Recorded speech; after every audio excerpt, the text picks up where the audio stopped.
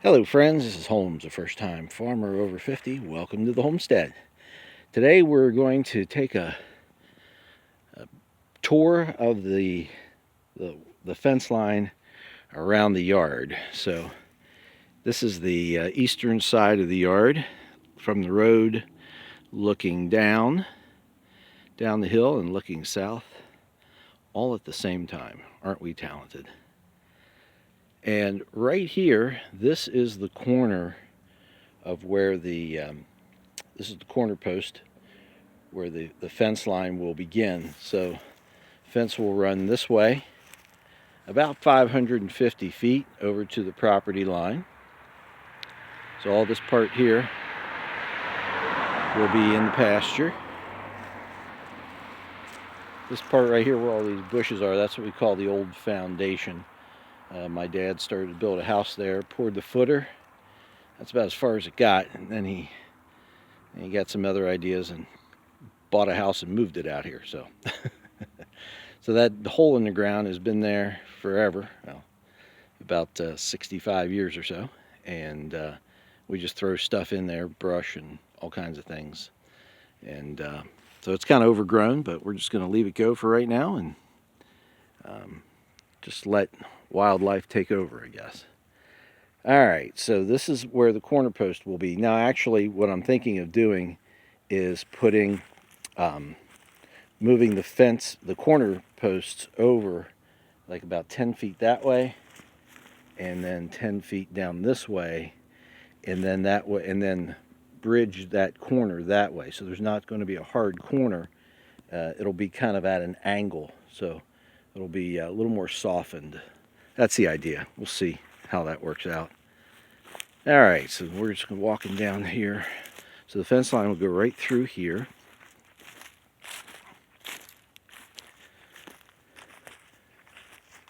The old foundation currently is overgrown with honeysuckle and tons of stuff that I've thrown in there over the last couple of years. And this mound right here, this is actually the dirt that was dug out of the foundation and just piled up. So it's been there for a good 65 years as well.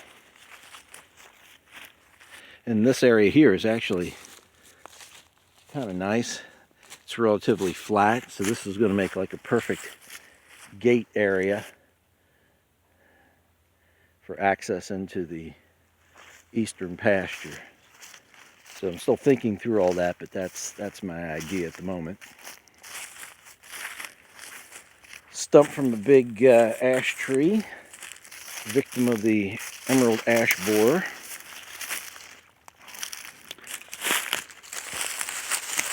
Tree stump that'll have to come out eventually. And then this here, this is the southeast corner of the yard. This is where the old shed used to be. Poor shed was falling apart, so I knocked it down. It'll be 2 years in February, and the remaining wood that's still there, I'm gonna have to burn that up. I just haven't gotten around to it yet, but just like everything else, takes time and we'll get there. All right. So down here you'll see 3 orange flags, and those flags, they indicate the corner of the yard. So this is where the corner post will be, and again, so fence line running up through here, and what I'm figuring is that 10 feet up will be the actual end post, and then 10 feet this way will be the other actual end post, and then it'll just kind of cut off that corner just to make it a little softer, but instead of having exact 90-degree corners on this thing. But again, we'll see about that. All right, now we're walking into the sun, and the fence is going to run right through here, at least as far as I can figure. I have some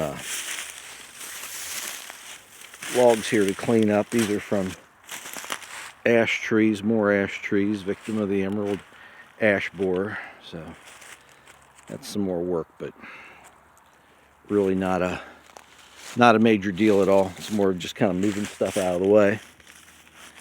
And then we come through here. This tree right here, this is one of the few walnut trees on the property. This year it didn't produce much in the way of walnuts, unfortunately, but some years they do and some years they don't. So we'll see what happens next year. And then right over here, that little scrawny tree that has a orange ribbon on it, that's also a walnut tree. So I'm leaving him. Hopefully he'll do something. And eventually that cedar tree will come out because he is blocking the sun. All right.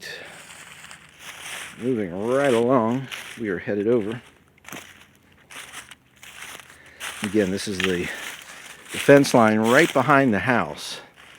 So the yard will come right here to this fence. Now this area here, while it's cleared out, it needs some work.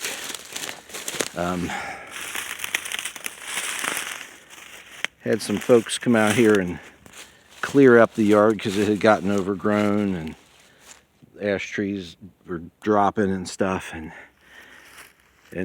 had a company come out and clear the yard up, and they just pushed everything into piles right down here. And while they got the job done for the most part, they left a big mess that I still have to clean up. And again, we'll get there. Another pile of stuff. Believe it or not, this is actually a lot smaller than it was. I had honeysuckle piled up on top of that and had burned it, so more of that needs to get burned. Okay, we are progressing over to the west.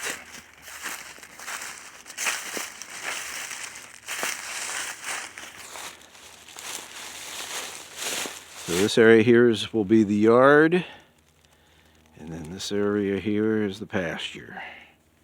That orange flag right there is sort of on the fence line. That'll be adjusted, I'm sure, but it's fairly close. Close enough to the matter at hand. Alright, this is a ash tree that is still standing, waiting for it to fall. Or I guess maybe I can cut it down, but I don't like messing with those big things. You never know what the tops are going to do. This is an ash tree that fell many years ago. I cut sections of it out because I anticipated the fence running through here. It was kind of a best guess kind of thing because couldn't really see much because all of this area here was just totally covered in honeysuckle. Just an absolute jungle. I mean, you literally could not see more than 10, 15, 20 feet. It was that thick. And this area here was all honeysuckle up until just 2.5 weeks ago. So on October 31st, I started clearing this area, and that stump right there, that tree stump, from where I'm standing, you could not see that tree stump because of all the honeysuckle. That's how thick it was. So this is the corner of the yard looking up. Piles of stuff. Again, that's from when that cleanup was done many years ago. They just put all that junk there. So I have to torch it or do something to it. Torching it would be the easiest, but we'll see. See what the options are. Alright, and then over here we have our 3 flags indicating the corner of the yard. Again, those might, the actual end post might be up about 10 feet that way and 10 feet back this way. We'll see. a lot of stuff cleared out. And then this is a wash right through here that's running right along the fence line, and I've kind of filled it in with some of the trees that I've cut down. Some of the logs, just kind of threw them in there. So hopefully slow the water down some. We're going to add soil to that, maybe some hay, try to get something growing in there, just to try to stop the erosion. That's the big thing. All right. And then we are looking straight up the fence line here. Those orange flags are the fence line. So to the right is the yard, to the left is the pasture. Over there is a wash that I've been filling in with honeysuckle and tree branches and everything that I've been cutting down.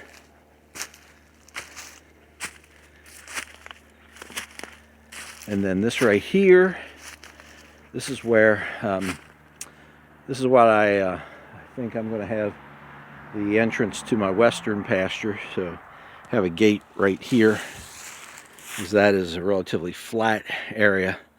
The wash did not affect it, so that just taking advantage of the terrain. And we are coming up to the end.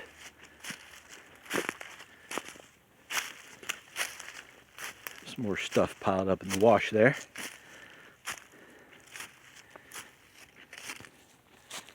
And then this is the corner, approximate corner of where the fence will end. And that orange one right there is 10 feet over. And that one there is 10 feet down, so it might be connected just between those two. So we'll see. All right. So this is what we've done. This is it.